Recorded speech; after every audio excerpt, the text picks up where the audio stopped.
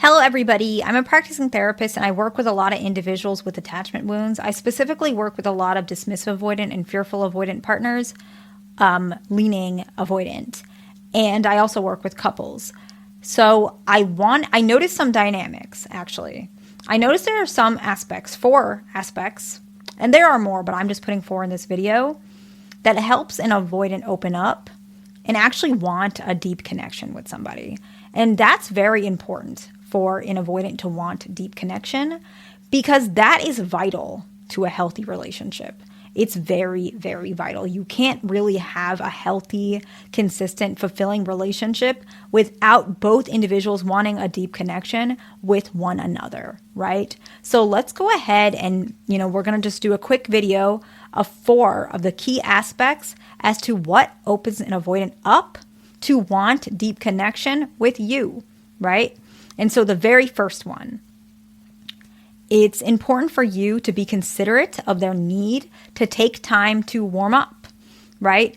And so let me explain this a little bit and then we'll move on to the next point.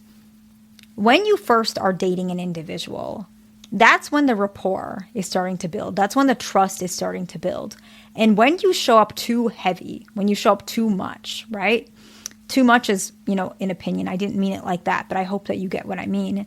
What happens is you actually bump into the avoidance wound. And what is this wound that I'm talking about? Deep inside, avoidant partners feel like they're not good at relationships. They're not enough, that they don't know how to express themselves, and they're really insecure about that. And so when you show up and you go 110, right? Even 100, all that really does is highlight their fear that they're not good at relationships, since there's such a clear imbalance. And actually what that does is it makes them not have a deep connection with you because they shut down. And now they're afraid of this relationship. And now they're, creating exit strategies, or they're feeling this isn't good enough, or they're decreasing time when they're texting. So what you can actually do is, instead of showing up 100 or 120, dial it back just a little bit. One day you can, when they're deeply connected, but in the beginning, even the first couple of years, depending on how severe the case is, dial it back a little bit. Don't go 100. And that's just because you're being considerate. It doesn't mean that they're calling the shots. It just means that you're being considerate.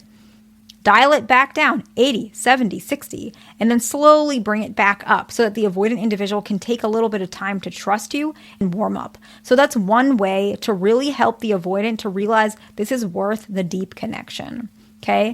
The second one is, be aware that your way is not the only way to make a relationship work. A lot of times, if you're an individual with an avoidant, if your partner's an avoidant, not all the time, but a lot of times it likely means that you are also insecurely attached and you have trauma as well. And, that's difficult and challenging. And so both of you guys have a lot of trauma. It's wonderful that you guys are still trying to make it work and have love after all the things that you guys have been through. And so you want to make it work. So it's important to realize that sometimes taking the approach the avoidant has in a relationship is helpful as well, because you both likely have things that you might not know so much about, but the other one may, and vice versa. So you can kind of learn from one another. So what do I mean by that? A lot of avoidants, they don't like pressure for intimacy. They want like a really specific time, which is why a lot of times they don't have a lot of intimacy. And eventually they'll get better at it, but they're really uncomfortable, and these fears make them not want to be intimate. But you might think it's not healthy. We don't have an intimate life. We don't have any activity in the bedroom. What's going on? And both of you are right to some extent. And both of you guys are looking at it from a perspective. However, they're clashing. So what needs to happen to make this work is you need to have some sort of balance.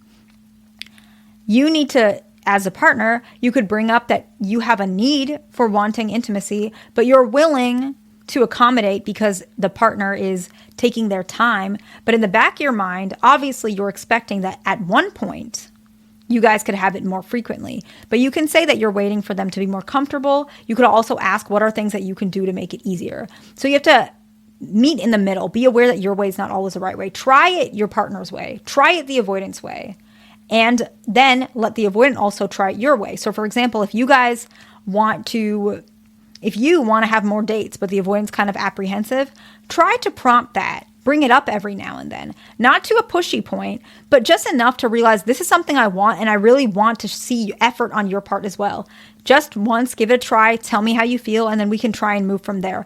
You both got to meet in the middle, and that's really important. And why is it important instead of you just letting the avoidant have their way or you having your way? Is because you can't have a deep connection if you guys don't learn to know each other and compromise. So that's really important. The next one is peace.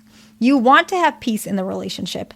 What I suggest with couples is, and I feel like every therapist has a different number, but this is the kind of number that I like to think of. I like a 10 to 20 to 1 ratio. So let's do 20 to 1 because we're talking about an avoidant. We want at least 20 significant happy moments and just 1 disagreement. That's a ratio. With more secure couples, I say 10 to 1. But we're working with an avoidant who feels uncomfortable. So let's do 20 to 1. And some avoidance may be so severe it's like 50 to 1. It's up to you. You guys have to figure it out. But what that means is you want to have special, deep connection, good memories, which we'll talk about. That'll be the fourth point. But let's just talk about peace. You want to have more moments of peace with this ratio. So you have 20 moments where you guys are not arguing, have good memories, do good things together, and then 1 really impactful, important, moving disagreement that kind of helps you guys find issues that you guys are working for and move towards a positive direction, right? It's not a blowout fight. It's a very conflict resolution forward disagreement. So 20 good things, and then 1 kind of uncomfortable disagreement, right? And so that's the ratio that I kind of feel is pretty good with avoidance, but you guys can pick your own ratio. And I really hope that makes sense. If you have more questions about that ratio aspect, I can make a video on it. And the fourth one, similar to the third one, which is peace, the fourth one is shared memories. You want to do things that can help the avoidant partner to realize this relationship is worth it. Because avoidants think that they're alone. They're meant to be alone. They don't think they're meant for relationships. So by having good memories, doing things together, taking a walk together, going out for ice cream, playing basketball, watching football together, and making dinner together, those little low-key, relaxed type of memories where you can feel that this is valuable. We're not fighting. We're happy. We're taking moments together. We're having a good day. You want to have that in their subconscious mind. And you want to create these memories so that they feel like this is safe. I can open up and have a deep connection. So those are the 4 points. So be considerate of their need to warm up.